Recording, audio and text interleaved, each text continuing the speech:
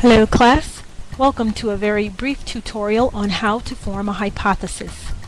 My name is Valencia Cody Barker and I'm one of the full-time remote assistant professors here at Ashford University. I will be assisted today by my friend Jenna.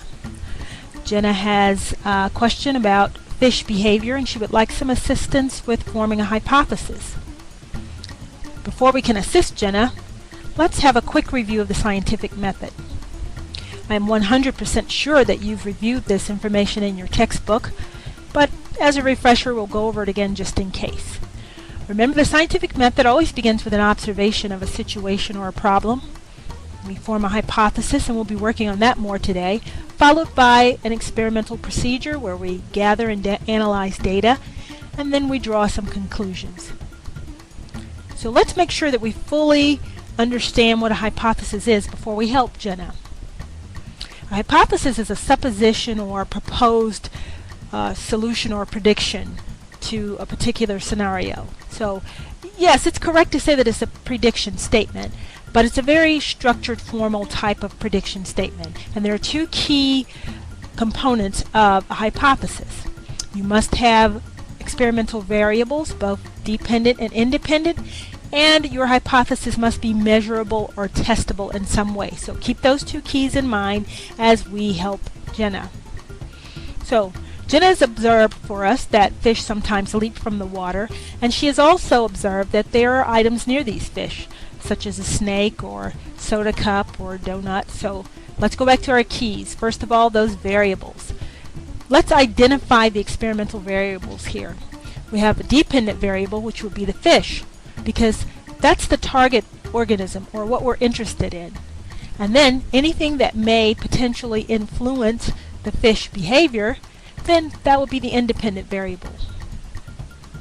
In this case we have several independent variables: Jenna, the donuts, the soda cup, and the snake. Next, let's see if we can write a measurable scenario or a testable hypothesis. Let's go, Jenna. Fish sometimes behave strangely in lakes.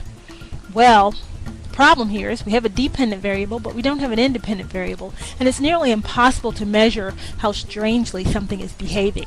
So this is not a good hypothesis. How's this one? Fish leap from the water if there are donuts nearby. Well, that's actually pretty good. Our dependent variable is present, donuts are one of our independent variables, and we could test this by flooding the lake with donuts and watching the fish behave, how the fish behave. It'd be a terrible waste of donuts, but we could do it. How's this one? If there's trash in the water, fish are more likely to jump up and down. Well, pretty good, except the word trash is rather general. You'd want to be more specific and perhaps say soda cups. If there are predators like snakes nearby, then fish will jump from the water. Much better.